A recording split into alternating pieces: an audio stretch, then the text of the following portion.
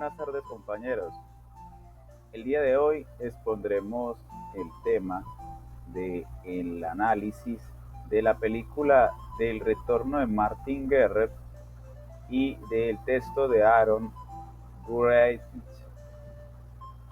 Quienes pondremos este tema son Jorge Iván Flores, William Cárdenas, Cristian Castillo y quien les habla, Wilmar Moreno. Para entrar un poco en el tema, iniciaremos con el contexto histórico de la película. La película del retorno de Martin Guerrer nos sitúa en la Francia del siglo XVI, en un momento de transición histórica clave. Para comprender los sucesos narrados en la cinta, no basta con atender a la trama personal de Martin y su comunidad. Debemos mirar con cuidado el contexto social, político y jurídico en el que se desarrolla la historia. Es precisamente ese trasfondo en el que nos permite entender por qué la identidad de un solo hombre se convirtió en un asunto de máxima importancia para todo un pueblo. Y este es también el punto central del capítulo de Aaron Gurevich que hemos leído, donde se expone que el derecho no era un elemento secundario, sino la base de la vida social medieval y moderna. Si pensamos en el tiempo histórico, debemos ubicarnos en la Francia del siglo XVI.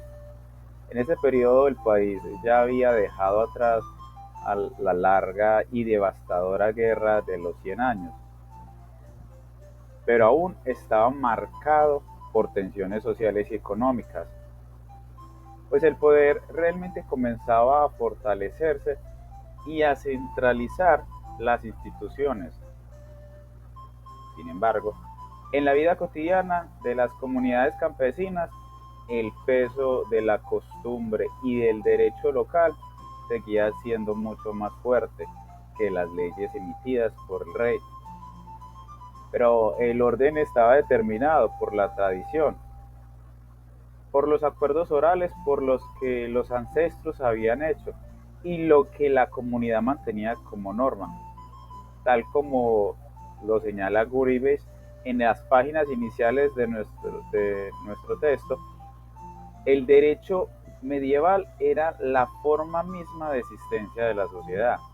No se trataba de un sistema abstracto de leyes, sino de la manera en que las personas vivían, trabajaban y se casaban y transmitían sus bienes.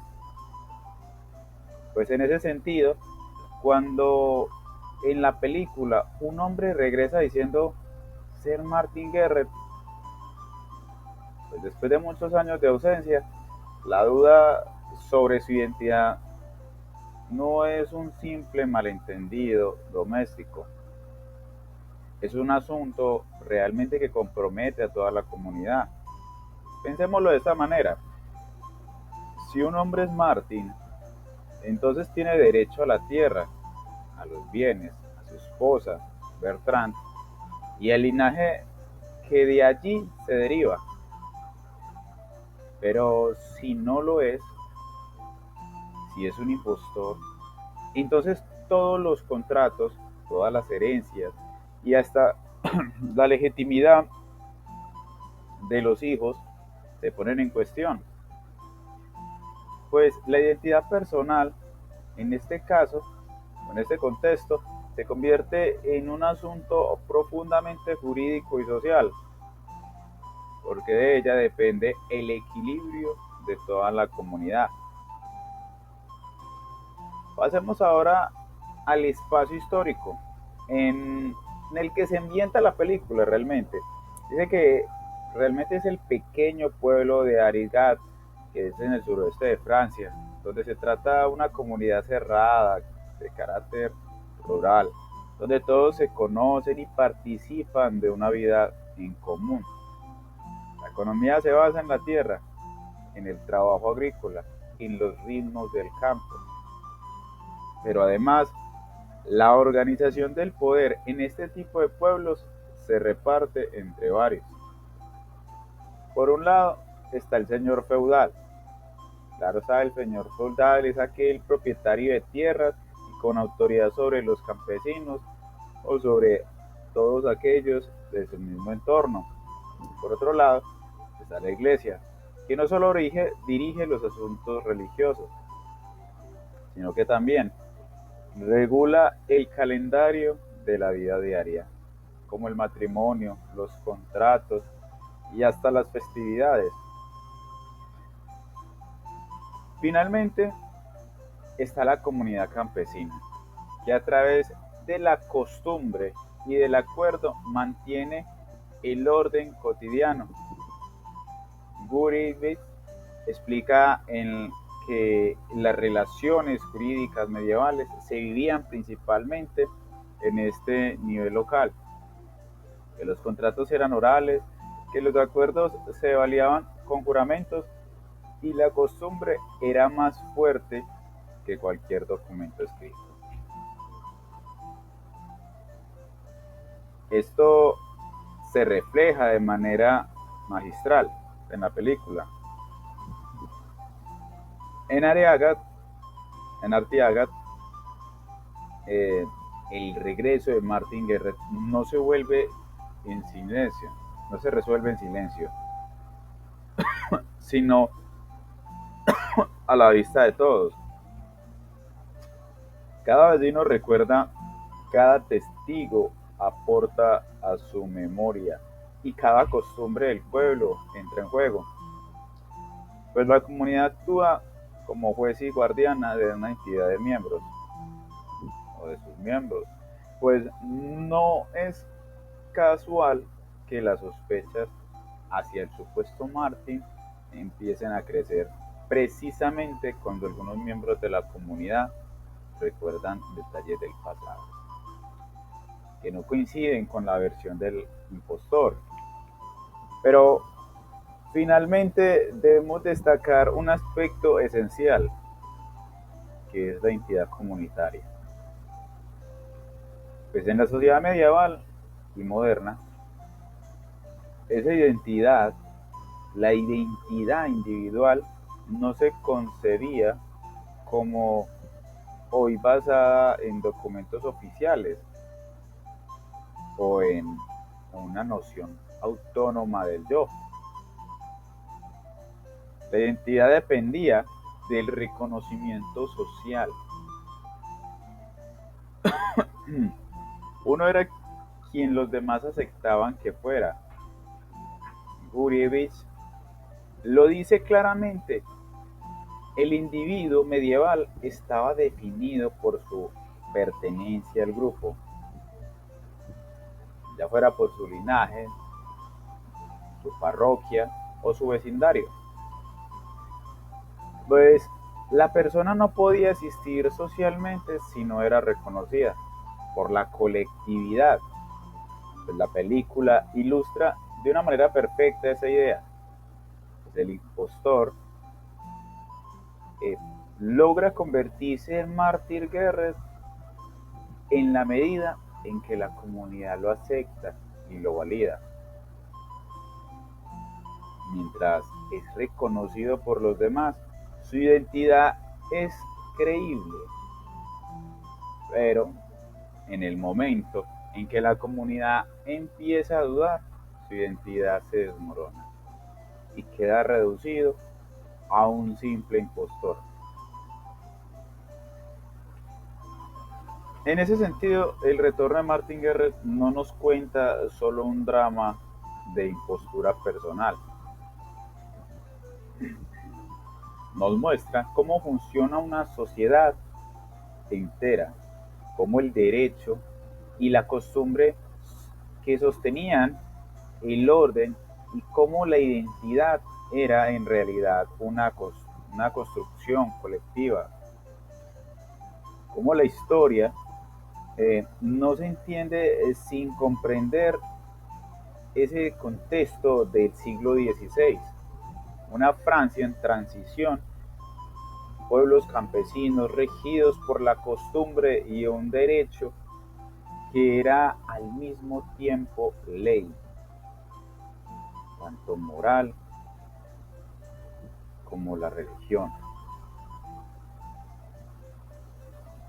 La película se convierte así en un espejo de lo que Gurevich afirma en el texto.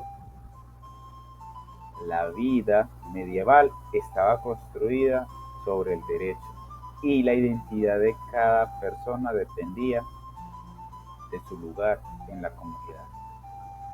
Compañeros, pasemos ahora a hablar de los genios que hicieron posible esta magnífica producción. Entonces vamos a comenzar hablando de su director, el señor Daniel Vigne. Nació en Moulins el 12 de octubre de 1942. En la actualidad cuenta con 83 años de edad. Su vida en realidad fue muy prolífica, no solo como director, sino también como guionista. Aunque para la película que nos ocupa en este momento, que es El regreso de Martin Guerre, pues ofició como director. Su vida, como les digo, ha sido muy prolífica en el arte cinematográfico francés. Comenzó en 1968 con la película La vie, l'amour, la mort de Claude Lelouch. Comenzó ahí como director ayudante y su última producción, su última participación como director fue en la película Fatou la Malien en el año 2001. Entonces, pues este hombre se encargó de que pudiéramos disfrutar de esta película. Fue el artífice de todo de todo el producto final. Sabemos que el director depende básicamente las escenas y todo lo que se aprueba. Entonces a él le debemos mucho de esta producción cinematográfica. Ahora, el guionista de la película, el señor Jean-Claude François Carrier, quien aparte de ser guionista también fue actor. Nació el 17 de septiembre de 1931 en Hérault, Francia, y murió el 8 de febrero de 2021 a la edad de 89 años en París, Francia. Entonces, este hombre fue muy importante para la cinematografía francesa, pues actuó no solo como guionista, sino también como actor. Como guionista comenzó en el año de 1964 con la película Diario de una camarera y terminó en el año 2015 con la película L'Homme des Femmes. Y como actor comenzó en 1969 en la película La Vía Láctea de Luis Buñuel y terminó en el año 2018 con el año 2010 con la película Copia Certificada, porque también actuó como escritor. En 1997 la película Que no se ve y en 2018 La Belle du Nord. Entonces, como vemos, el señor Jean-Claude Carrier fue muy dedicado al cine, fue un gran colaborador de Luis Buñuel, participó con él como actor y como guionista en un sinnúmero de películas que pueden ascender hasta 20 películas inclusive, y fue un hombre que le aportó mucho a la cinematografía francesa. Fue educado en el Liceo La Canal, en la Escuela Normal Superior de Fontaine-Saint-Claude y en el Liceo Voltaire. Ganó el premio Oscar a Mejor Cortometraje en 1962 con la película Héros Anniversaire y el Oscar honorífico en 2014 con el premio a la trayectoria profesional. Fue ganador del Mejor Guión en 1973 con la película El discreto encanto de la burguesía. Y en el Festival de Cannes, el premio del jurado al Mejor Cortometraje en 1969 con la Pince à Ongles. Entonces fue un hombre muy distinguido, tuvo gran participación en la cinematografía francesa y mundial. En especial tenemos mucho que agradecerle a la literatura, a la cinematografía en español, por sus aportes con el director Luis Buñuel. Ahora el turno es para la doctora Nathalie Simone Davis. Nació en Detroit, Estados Unidos, el 8 de noviembre de 1928 y murió en Ontario, Canadá, el 21 de octubre de 2023. Fue una historiadora estadounidense, doctorada en la Universidad de Michigan y especialista en la historia cultural y social de Francia. Por eso su gran aporte a la película El regreso de Martin Guerre, porque ella fue consultora para la película en su papel de historiadora. nos facilitó, gracias a sus aportes, el poder disfrutar de un cine, de una película muy fresca, muy aproximada a la realidad, porque se aborda el costumbrismo, se aborda el lenguaje, se aborda la estructura social, todo gracias a los aportes que esta mujer, Natalie Simone Davis, hizo a la película en su papel de historiadora. La causa de la muerte, ella falleció por cáncer y pues fue educada en el Smith College de la Universidad de Michigan y se ocupó mucho de la historia cultural y de la historia social. De ahí que su regreso, su aporte para la película fuera tan notable. Es más, su aporte en la película El regreso de Martin Guerre fue el más sobresaliente de su carrera. Después de la película El regreso de Martin Guerre, que fue en 1982, ella escribió un libro basado en la película, que tenía también el mismo título. Así que su aporte fue magistral, fue un libro muy destacado y su carrera profesional fue impecable. Buenas tardes. Continuamos con una síntesis de la película El regreso de Martin Guerre. La película El regreso de Martin Guerre de 1982, dirigida por Daniel Villeneuve, como lo decían nuestros compañeros, narran un célebre caso judicial del siglo XVI en Francia. Se centra en la vida de Martin Guerre. Es un relato fascinante que examina la justicia, la identidad y la verdad de aquella época. Dentro de un contexto histórico y legal, la historia se sitúa en Artigas. Es un pequeño pueblo francés en un periodo en el que la ley se basaba en las costumbres locales, digamos que costumbres consuetudinarias, y coexistía con los incipientes sistemas judiciales. El caso de Martin Guerre no solo se basa en una historia real, sino que también ilustra limitaciones en los procedimientos de la justicia premoderna. Los jueces tenían que basar sus decisiones en testimonios orales y en pruebas circunstanciales. La percepción de la comunidad, y digamos que no existía ese rigor forense o la tecnología que tenemos hoy. Para entrar en contexto de esa película, digamos que todo comienza con un matrimonio y una separación. La historia arranca con el matrimonio arreglado de Martin Guerre y Bertrand de Rolls. Es una pareja de adolescentes, tienen una relación difícil, muy distante. Martin se percibe como un joven muy apático. Tras un breve matrimonio en el que tienen un hijo, Martin huye de la aldea después de una disputa con su padre. Pues obviamente sin dejar ningún tipo de rastro. Bertrand, aquella esposa, se queda en la granja. Es una mujer muy virtuosa, ¿sí? Se queda viviendo con la familia de Martin, manteniendo viva pues la esperanza de que este en algún momento regrese. Esta película se puede partir en el punto en donde este hombre ya, digamos, regresa. Este hombre regresa hecho un hombre totalmente diferente. Aproximadamente 8 a una década después, digamos, de ese haberse marchado, aparece un hombre en la aldea y afirma pues ser Martin Guerre. A pesar de que han transcurrido 8 o 10 años, el parecido físico es notable. Aunque algunos vecinos sospechan, el hombre demuestra un conocimiento, o sea, asombroso de la vida de Martin, ¿sí? Y no solo la de él, digamos que también conoce y sabe mucho sobre Bertrand. Digamos que incluye detalles íntimos que solo pues el verdadero Martin podría conocer. La familia y la comunidad aceptan a este hombre. Bertrand, sorprendida y conmovida, lo recibe como su esposo. Este nuevo Martin es completamente diferente al anterior. Es un hombre trabajador, es un hombre cariñoso, es un hombre carismático, es un buen padre.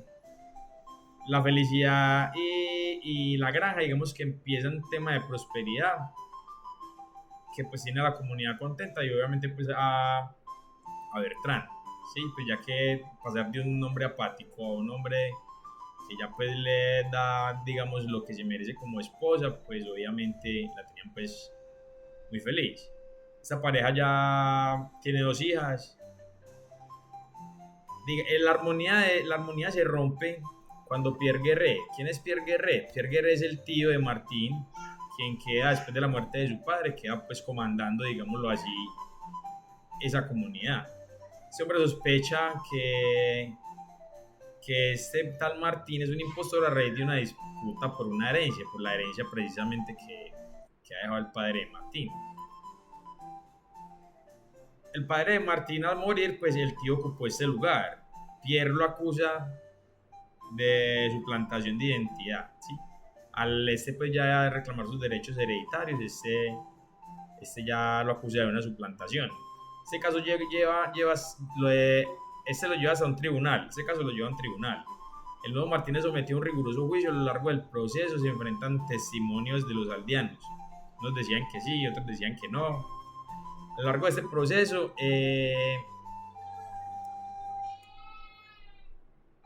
se destaca mucho la administración de la justicia, el peso de la comunidad, ¿sí? En esta administración la comunidad influye demasiado en este tipo pues, de acontecimientos. La verdad no es un hecho aislado, sino una construcción social basada en la memoria colectiva y el consenso. El primer juicio que se celebra en Ríos, porque hubo un primer juicio donde queda, pues, donde lo asuelven. El juez, ¿por qué lo asuelven? El juez inclina por creer en los testimonios que lo reconocen. ¿Sí? La decisión se basa en la percepción de que el impostor es un hombre de bien, que ha mejorado la vida de Bertrand y la de su familia. El caso es apelado por el mismo tío de Martín, y ya llega al Parlamento de Toulouse, llegando a la corte a un tribunal de mayor instancia donde las pruebas son contradictorias. Y digamos que a favor de Martín, del nuevo Martín, tenía muchas cosas a favor. Digamos que su esposa Bertrand afirma que su esposo se basaba en detalles íntimos que solo el verdadero Martín conocía. Muchos vecinos del pueblo lo reconocen, y este mismo pues demuestra un conocimiento preciso del pasado de Martín. En contra de este nuevo Martín, obviamente también había muchas cosas que no estaban a favor. Digamos que la mayoría de los familiares de Martín, incluido su tío, su hermana, afirmaban pues que este no era él. Existen diferencias físicas muy notables, como la estatura y la apariencia. La situación se complica con la aparición de un tercer hombre, el verdadero Martín Guerret. Ya el juez iba a dar una sentencia a favor de ese supuestamente Martín, y entra un hombre cojo pues que se ve cansado, que ha estado pues en la guerra. Aparece este hombre diciendo ser pues el verdadero Martín Guerret. Ese tribunal, que era presidido por el juez Jean de Coraz, se enfrenta a un dilema imposible. ¿Cómo puede saberse quién es el verdadero Martín? O sea, él somete a los dos hombres a interrogatorios y comparaciones. El impostor Arnaud, que fue el primer Martín del que empezamos a hablar, que apareció después de los 8 años, logra mantener un relato de forma convincente. El veredicto final se inclina por el verdadero Martín, basándose en pruebas físicas. Digamos que la herida de guerra en la pierna y la reacción emocional de la familia que reconoce el recién llegado, en este caso Bertrand, ¿sí? Quedando ese impostor desmascarado, y finalmente se confiesa. Su verdadero nombre es Arnaud de Tours. El verdadero Martín habían servido juntos en el ejército, y al escuchar que Martín había desertado, decidió asumir la identidad del verdadero Martín Guerret. Pues al ser desmascarado y al confesar, Arnaud es condenado a muerte por suplantación de identidad y fraude. El verdadero Martín, ahora ya que vuelve a ser el mismo amargado, ¿sí? de antes, con una pierna mutilada por la guerra, regresa a su hogar. La familia del pueblo lo ven con extrañez, ¿sí? La película concluye con la ejecución pública de Arnaud, lo que deja la pregunta en el aire: ¿qué era más verdadero? ¿El engaño que trajo felicidad o la verdad que trajo miseria? Esa película hace una profunda reflexión sobre la identidad, la justicia y la complejidad de las emociones humanas en el marco de una comunidad rural y su sistema de creencias. Varios puntos claves como identidad y apariencia. ¿Qué define a una persona ante la ley? ¿La memoria de otros o la prueba física?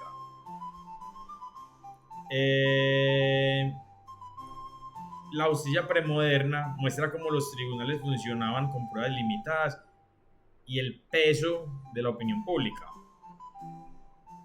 Esta ley consuetudinaria, digamos que en este caso se refleja como las costumbres del pueblo influían en la interpretación de la ley. La diferencia de la época del regreso de Martín Guerrero, que fue en el siglo XVI, de la actualidad, en términos de justicia y cultura jurídica, es una diferencia abismal, ¿sí? Los puntos claves de esa diferencia se centran en la estructura del sistema legal, la concepción de la verdad y la forma de obtener pruebas, que en ese entonces, a los tiempos de hoy, pues obviamente son muy diferentes. Voy a presentarle unos puntos clave de contraste. En el siglo XVI, que era pues el tiempo de Martín Guerrero, las fuentes del derecho, la ley era una mezcla de derecho consuetudinario, de las costumbres locales, de derecho romano, de derecho canónico, ¿sí? Digamos que el tema de la iglesia. No existía un código legal unificado claro. El papel del juez era en gran medida un representante del rey o de un señor feudal. El veredicto de ese se basaba más en la autoridad y la percepción personal que en un conjunto de leyes estrictas, y la búsqueda de la verdad a menudo era subjetiva. Como se recogían pruebas y evidencia, testimonios orales, digamos que los testimonios de la comunidad y la familia eran principal forma de prueba. La credibilidad del testigo dependía de sus estatutos y de su reputación. Aunque ya en decadencia, en el siglo XVI persistía un eco de la justicia medieval. La culpa o inocencia se determinaba a través de pruebas físicas, basadas en la creencia de que Dios protegería al inocente. Las pruebas forenses o científicas eran inexistentes. Por eso, yo creo que por eso en ese caso les llevamos años luz, ¿sí? Obviamente siglo XVI, siglo XXI, pues hay una gran diferencia, se abre una brecha en cuanto a estos temas cuando de derecho hablamos.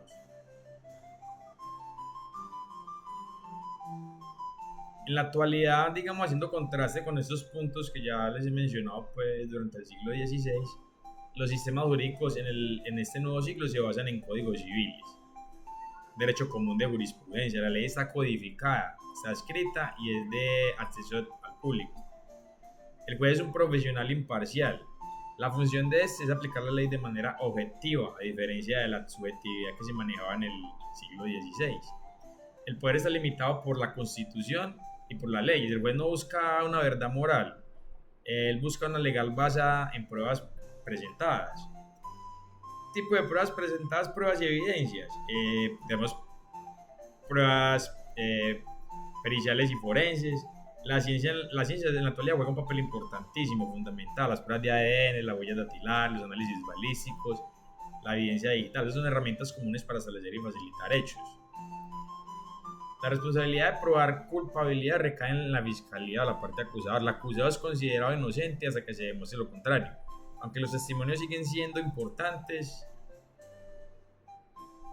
su credibilidad se evalúa de manera más rigurosa y deben ser corroborados con pruebas objetivas, siempre que sea pues, posible.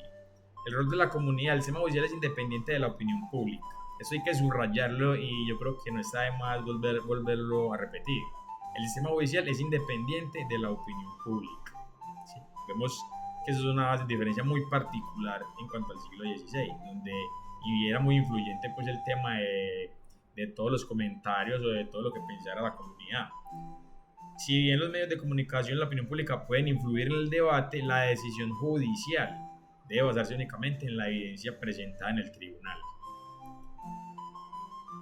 Para concluir esto, en resumen, el sistema judicial ha pasado de ser un sistema basado en la autoridad, la reputación y la tradición oral, a un sistema fundamentado en la legalidad, la objetividad, la ciencia y la protección de los derechos individuales. Muchas gracias. Muy buenas tardes, compañeros. Mi nombre es Jorge Flores y a continuación voy a hablar sobre la relación entre la película y el texto. Y vamos a empezar con la identidad personal, que dependía de la comunidad. La identidad de una persona en la Edad Media no era un concepto individual, sino que estaba intrínsecamente ligada a su rol y estatus dentro de la comunidad. En el texto de Gurevich, el autor argumenta que el estatus jurídico y la esencia de un individuo eran inseparables.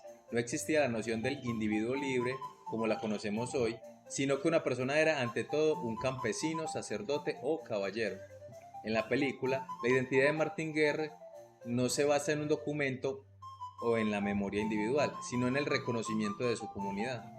El impostor, Arnaud Dotil, es aceptado como Martín porque encaja en el rol social que se esperaba de él. De hecho, lo desempeña tan bien. Es un mejor esposo, es un mejor padre, que es un mejor quizás eje para la comunidad porque también hacía muy bien su trabajo, que su papel social supera la verdad de su identidad real. La justicia se basa en la costumbre y no en la ley escrita. El derecho en esa época no era un sistema burocrático, sino una colección de costumbres y tradiciones orales que se encontraban en la sabiduría de la comunidad. Y en el texto de Gurevich, él enfatiza que el derecho medieval se basaba en la memoria de los hombres, prudentes y sabios. La ley escrita era a menudo secundaria a esta tradición oral. En la película, la trama legal no se resuelve con pruebas documentales. En cambio, en su lugar, el tribunal depende de los testimonios de los aldeanos y de la memoria colectiva. El juicio es una forma de que la comunidad, a través de sus recuerdos, establezca la verdad. La verdad, por lo tanto, no es un hecho objetivo, sino lo que la comunidad y el tribunal deciden que es justo a través de los juramentos y rituales. La base de la verdad jurídica es la memoria. En una sociedad donde no existían registros civiles ni pruebas forenses, la memoria colectiva se convertía en el principal y a menudo el único vehículo para establecer la verdad legal. En el texto, el autor muestra que la memoria era la base del derecho consuetudinario, lo que la comunidad recordaba como correcto o tradicional. Era por definición lo que era legalmente válido. Y en la película, la pieza central del juicio es la confrontación de los recuerdos. La habilidad del impostor para recordar detalles de la vida de Martin Guerre es su defensa más sólida. Sin embargo, su plan se desmorona cuando llega el verdadero Martín. Aunque hubo un momento en el cual puso en duda hasta el mismo Martín porque sabía hasta más información de la que él recordaba. Entonces, esto puso en duda en el momento que llega Martín porque sabía él, hizo también el papel y utilizó también el hecho de que la memoria jugaba un papel tan importante que por poco y logra su cometido. Sin embargo, su plan se desmoronó, porque la presencia física y los recuerdos que evoca en la tía y en otros testigos superan la verdad que construía el impostor. Vamos a hablar sobre la mujer, quien es garante y víctima del derecho a la vez. El personaje de Bertrand, que es la esposa de Martín, simboliza la dualidad de la mujer en el sistema legal y social medieval. Era guardiana de la verdad, pero también una de las principales víctimas de sus limitaciones. En el texto, las mujeres estaban sujetas al control de los hombres y la justicia a menudo se administraba en beneficio de la jerarquía masculina. Y en la película, Bertrand es la garante de la identidad de su esposo, de Martín. Su reconocimiento inicial es lo que le otorga la legitimidad al impostor, y al mismo tiempo es una víctima cuando Martín la abandona, queda en un limbo social y económico, en donde quizás tuvo el apoyo del tío, ¿cierto? Quien la cuidó y la apoyó, mas sin embargo ella no estaba conforme porque en realidad sentía que estaba como sobrando, o sea, no se sentía que estaba en su papel fundamental, sino que era una carga. Su aceptación del impostor es un acto de supervivencia para recuperar su vida y su estatus social.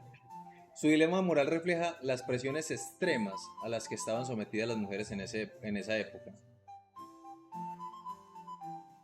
Vamos a hablar del juicio y del ritual público de reafirmación social. El juicio en la película es mucho más que un proceso legal para determinar una identidad. Es un ritual social que busca restaurar el orden y la armonía en la comunidad.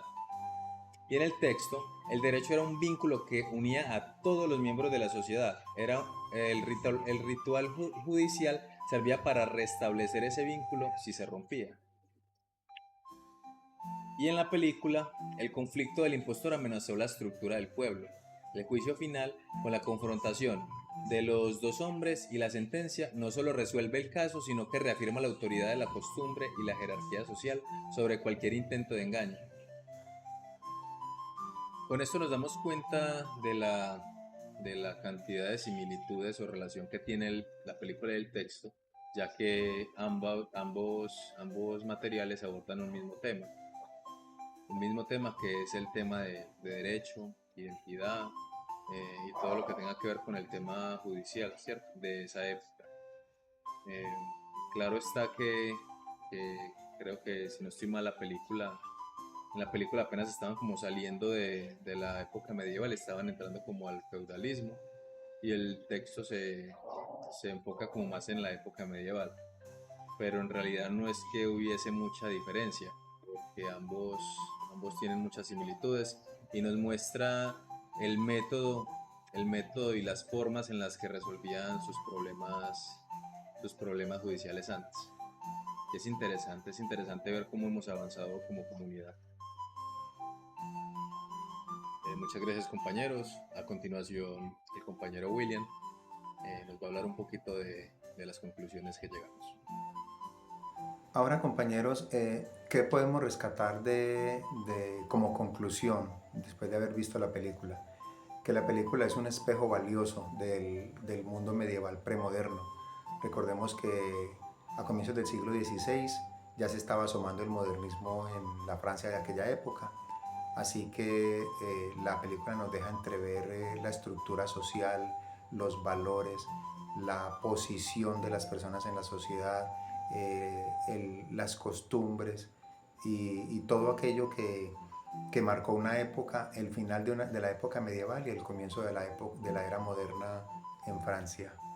La película nos muestra que el derecho no era un código abstracto. El derecho en realidad era el eje central de la sociedad, le daba identidad a las personas. El derecho me decía mi lugar en la sociedad, el derecho me decía que la mujer era propiedad del hombre y el derecho también aglutinaba a la sociedad, era el eje central de la sociedad. Todo giraba en torno al derecho a la propiedad, derecho a la familia, derecho a los bienes en los que se incluía la mujer, la esposa, porque en aquel tiempo todavía, el final de la era medieval, la mujer era una propiedad más, era una riqueza más del hombre, así que ella estaba subordinada al patriarcado. Es decir, la influencia patriarcal abarcaba todos los ámbitos de la vida, pero el derecho era el que regía esos ámbitos también. Los aportes del texto de Gurevich nos dejan ver que el derecho era la categoría central de la cultura medieval, es decir, organizaba la convivencia y definía la identidad. Sin derecho no había identidad, sin derecho no había organización.